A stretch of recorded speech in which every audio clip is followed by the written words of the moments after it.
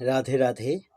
গীতার মূল্যায়নের আজকের ভিডিও পরিত্রাণায় সাধূনাং বিনাশায় চ দুষ্কৃতাম ধর্ম সংস্থাপনার্থায় সম্ভবানি যুগে যুগে। এই শ্লোকের অনুবাদ সহ প্রত্যেকটির ব্যাখ্যা করে বলবো।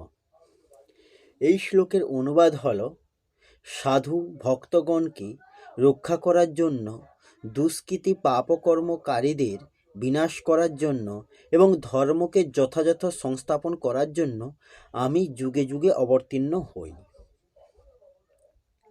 এই শ্লোকের ব্যাখ্যা হল, পরিত্রাণায় সাধু নাম, অর্থাৎ সাধু ব্যক্তিদের দ্বারাই অধর্মের নাশ এবং ধর্মের প্রসার হয়। তাই তাদের রক্ষা করার জন্য ভগবান অবতার হয়ে আসেন। অপরের মঙ্গল করাই যার স্বভাব এবং যিনি ভগবানের নাম, রূপ, গুণ, প্রভাব, লীলা ইত্যাদি শ্রদ্ধা এবং প্রেমপূর্বক স্মরণ কীর্তন করেন ও লোকসাধারণে সেগুলি প্রচার করে থাকেন, এরূপ ভগবদ আশ্রিত ব্যক্তিদের এখানে সাধুনাম বলা হয়েছে। পরমাত্ম প্রাপ্তি করাই যার একমাত্র উদ্দেশ্য, তাকে সাধু বলা হয় এবং বিনাশীল সংসারের আশ্রয় যার উদ্দেশ্যেই হয়ে থাকে তাকে অসাধু বলা হয়।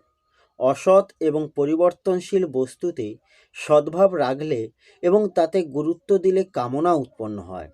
কামনা যে অনুপাতে নষ্ট হতে থাকে, সাধুভাবও সেই মতো বৃদ্ধি পেতে থাকে। আবার কামনা যেমন বৃদ্ধি পেতে থাকে, সাধুভাবও সেই রকম লোপ পেতে থাকে।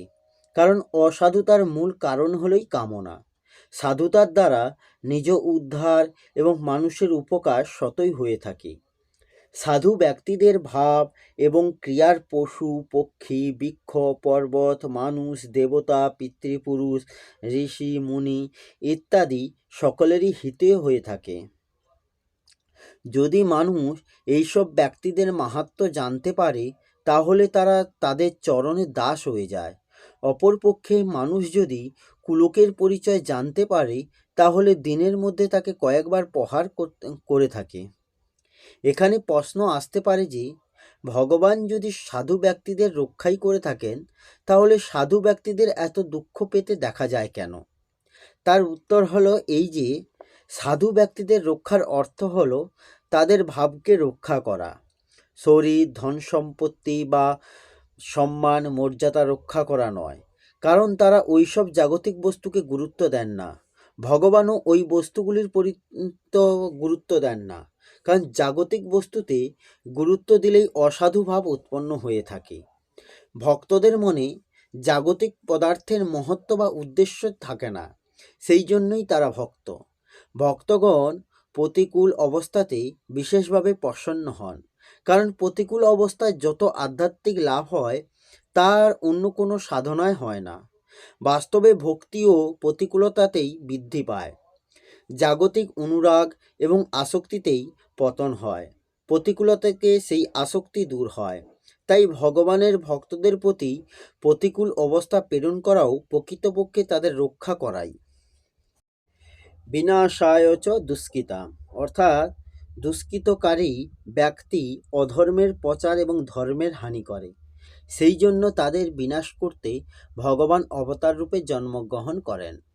যে ব্যক্তি কামনার অতি বৃদ্ধিকালে মিথ্যা, কপটাচার, ছল, বিশ্বাসভঙ্গ ইত্যাদি দুর্গুণ দুরাচারে ব্যাপৃত থাকে, যে ব্যক্তি নিরপরাধ, সদ্গুণী, সদাচারী সাধুদের ওপর অত্যাচার করে, যে অন্যের অহিত করার কাজে ব্যাপৃত হয়, যে প্রবৃত্তি এবং নিবৃত্তি কি তা জানে না, ভগবান এবং বেদাদি শাস্ত্রের বিরোধিতাই করাই যাদের স্বভাব, এরূপ আসুরি স্বভাবযুক্ত হয়ে বদ আচরণ করা মানুষদের উল্লেখেই দুষ্কৃতাম পদটি এই স্থানে উল্লিখিত হয়েছে। ভগবান অবতার হয়ে এসে এরূপ দুষ্কৃতকারী মানুষদেরই বিনাশ করেন। এখানে প্রশ্ন আসতে পারে, ভগবান তো সকলের কাছেই সম এবং তার শত্রু কেউ নেই, তাহলে তিনি দুষ্টের বিনাশ করেন কেন? এর উত্তরে হলো, সকল প্রাণীরই পরম সহৃদয় হওয়া ভগবানের শত্রু কেউ নেই, কিন্তু যে ব্যক্তি ভক্তের কোনো ক্ষতি করে সে ভগবানের শত্রু হয়ে যায়। ভগবানের এক নাম হলো ভক্ত ভক্তিমান। সুতরাং তার ভক্তদের কষ্ট প্রদানকারী দুষ্কৃতীদের বিনাশ করা ভগবান নিজেই করেন। ভক্তরা পাপ বিনাশ করেন এবং ভগবান পাপীদের বিনাশ করেন। সাধুগণের পরিত্রাণে তার যত কৃপা থাকে তত কৃপাই থাকে দুষ্কৃতিকারীকে বিনাশ করায়। বিনাশের দ্বারা ভগবান তাদের শুদ্ধ ও পবিত্র করে তোলেন। সাধু মহাত্মাগণ ধর্ম সংস্থাপন করলেও দুষ্টের বিনাশ করেন না। দুষ্টের বিনাশ ভগবান নিজেই করে থাকেন। যেমন সাধারণভাবে ওষুধ দেওয়া বা ব্যান্ডেজ করার কাজ কম্পাউন্ডার করলেও বড় অপারেশন করতে হলে শল্য চিকিৎসক নিজেই করে থাকেন, আর কেউ নয়। মা এবং বাবা দুজন সমানভাবে পুত্রের মঙ্গল চান। পুত্র পড়াশুনো করে না, দুষ্টুমি করে, তখনও মা তাকে বোঝান এবং বাবাও বোঝান। তবুও বালক দুষ্টুমি করা না ছাড়লে বাবা তাকে মারধর করেন। কিন্তু বালকটি যখন ভয় পেয়ে যায় তখন মা এসে বাবার প্রহার থেকে বালকটিকে রক্ষা করেন। মা পতিব্রতা হলেও পতিকে অনুসরণ করা তার ধর্ম হলেও তার অর্থ এই নয় যে স্বামী পুত্রকে প্রহার করলে তিনিও সঙ্গে সঙ্গে পুত্রকে প্রহার করবেন। তিনি যদি এইরূপ করেন তবে বেচারি বালকটি কোথায় যাবে? বালকটিকে রক্ষা করলে তার পতিব্রতা ধর্ম নষ্ট হয় না, কারণ প্রকৃতপক্ষে বাবা ও সন্তানকে মারধর করতে চান না। তিনি চান তার দুর্গুণ দুরাচার রোধ করে তাকে ভালো করে তুলতে। ভগবানও এইরূপ বাবারই মতো, তার ভক্তরা হলেন মায়ের মতো। ভগবান এবং সাধু মহাত্মারা মানুষকে বোঝাতে থাকেন। তা সত্ত্বেও যদি মানুষ দুষ্কর্ম ত্যাগ না করে তাহলে তাকে বিনাশ করতে ভগবান নিজেই অবতীর্ণ হন। যদিও সে দুষ্কর্ম পরিত্যাগ করে তবে তার বধের আর প্রয়োজন থাকে না। নির্গুণ ব্রহ্ম স্বয়ং প্রকৃতি, মায়া, অজ্ঞান ইত্যাদির বিরোধী নন, বরং ওইগুলি অস্তিত্ববাচক ফুরন প্রদানকারী এবং পোষক। অর্থাৎ প্রকৃতি, মায়া ইত্যাদির যা কিছু সামর্থ্য তা সবই সেই নির্গুণ ব্রহ্মেরই। এইভাবে সগুণ ভগবানও কোনো জীবের ওপর দ্বেষ বা শত্রুভাব রাখেন না, বরং সমানভাবে সকলকে সামর্থ্য দেন এবং তাদের পোষণও করেন। শুধু তাই নয়, ভগবানের সৃষ্ট এই পৃথিবীও সবাইকে বসবাস করার জন্য সমানভাবে স্থান দেয়। সাধু মহাত্মাদের বিশেষ স্থান দেওয়া এবং দুষ্কৃতকারীদের কোনো রকম আশ্রয় না দেওয়া, এসব তার পক্ষপাতিত্ব নেই। এরূপভাবেই অন্ন সকলেরই ক্ষুধা সমভাবে দূর করে, জল সকলেরই পিপাসা সমানভাবে দূর করে, বায়ু সকলকে একই প্রকারে প্রাণবায়ু প্রদান করে, সূর্য একইভাবে সকলের কাছে প্রকাশিত হয়। যদি পৃথিবী খাদ্য, জল ইত্যাদি দুষ্কর্মকারীদের বাসস্থান, অন্ন, জল ইত্যাদি দেওয়া বন্ধ করে দেয় তাহলে তো তারা বাঁচতেই পারবে না। এইভাবে ভগবানের বিধান অনুযায়ী চালিত পৃথিবী, অন্ন, জল, বায়ু ইত্যাদিতে যদি এত উদারতা সমতা থাকে তবে এই বিধানের যিনি বিধায়ক অর্থাৎ ভগবান, তার বিশেষ উদারতা ও সমতা সম্বন্ধে কী বলার আছে? তিনি ঔদার্যের খনি। এই বিধায়ক বা ভগবান এবং তার বিধানের দিকে যদি একটু দৃষ্টিপাত করা যায় তাহলে মানুষ ভাববিহ্বল হয়ে পড়ে এবং ভগবানের চরণে তার অনুরাগ বেড়ে যায়। ভগবানের দুষ্ট ব্যক্তির সঙ্গে কোনো বিরোধ নেই, তার বিরোধ কেবল দুষ্কর্মের সঙ্গে, কারণ এই দুষ্কর্মের ফলে জগতের এবং ওইসব দুষ্ট ব্যক্তিদেরও অহিত হয়ে থাকে। ভগবান সকলেরই সুহৃদয়, তাই তিনি জগতের এবং দুষ্ট লোকেদেরও মঙ্গলের জন্যই দুষ্টের বিনাশ করেন। তিনি যে পাপী ব্যক্তিদের বধ করেন, তাদের নিজ ধামে প্রেরণ করেন, এ তার এক অপার উদারতা। এখানে একটি প্রশ্ন আসতে পারে যে যদি আমরা পাপ কাজ করতে থাকি তাহলে আমাদের দমন করতেও কি ভগবান আসতে হবে? যদি তাই হয় তবে ভগবানের হাতে মৃত্যু হলে আমাদের কল্যাণই হবে। তবে সমসাধ্য সদ্গুণ সদাচার পালন কেন করব? এর উত্তরে বলা যায় যে ভগবান সেই সব পাপীদের বধ করতে আসেন যারা ভগবান ছাড়া আর কারোর হাতে বদ্ধ নয়। দ্বিতীয়ত, শুভ কর্মে যতটা লেগে থাকা যায় ততটাই পুণ্য লাভ হয়, কিন্তু অশুভ কর্মে ব্যাপৃত থাকা অবস্থায় যদি হঠাৎ মৃত্যু বা অন্য কেউ বধ করে তাহলেই মুশকিল। ভগবানের হাতে বধ হয়ে মুক্তি পাওয়ার আশা কিভাবে পূর্ণ হবে? তাই অশুভ কর্ম করা উচিত নয়। ধর্ম সংস্থাপনার্থায়, নিষ্কামভাবে উপদেশ, আদেশ এবং প্রচার করাই ধর্ম সংস্থাপন করা। কারণ নিষ্কামভাবের অভাবে এবং অসৎ বস্তুর অস্তিত্বকে গুরুত্ব দিলেই অধর্ম বৃদ্ধি পায়, যার দ্বারা মানুষ দুষ্ট স্বভাবসম্পন্ন হয়ে ওঠে।